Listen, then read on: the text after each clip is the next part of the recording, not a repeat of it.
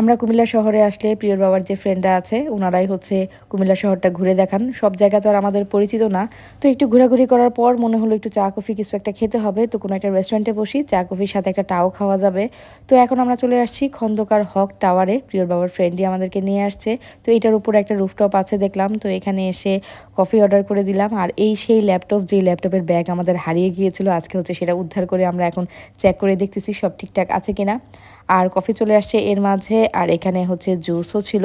আর আমি ভাবলাম আমি একটু ক্যাশনার সালাদ খাবো, তো এখান থেকে হচ্ছে ক্যাশনার সালাদও অর্ডার করে দিলাম। এখানে খাবার দাবার ভালোই ছিল।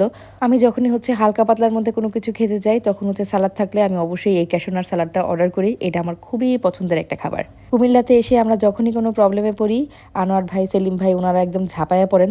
গতদিন যখন আমাদের ব্যাগ হারিয়ে গিয়েছিল, আমি বলেছিলাম যে বাসের মধ্যে ব্যাগ রেখে আমরা নেমে গেছি। তো আনোয়ার ভাই, সেলিম ভাই হচ্ছে আমরা বাস স্ট্যান্ডে যাওয়ার আগেই ওনারা পৌঁছে গিয়েছিলেন। ওনারা 22টা বাস অলরেডি চেক করে ফেলেছিলেন যে আমাদের ব্যাগ ওটার মধ্যে আছে কিনা সেটা দেখার জন্য। ওনারা না থাকলে হয়তো এই ব্যাগ আমরা খুঁজেই পেতাম না। একেই বলে বিপদের বন্ধু। সুখের সময় তো সবাই থাকে, বিপদের দিনে কয়জন পাশে থাকে বলেন?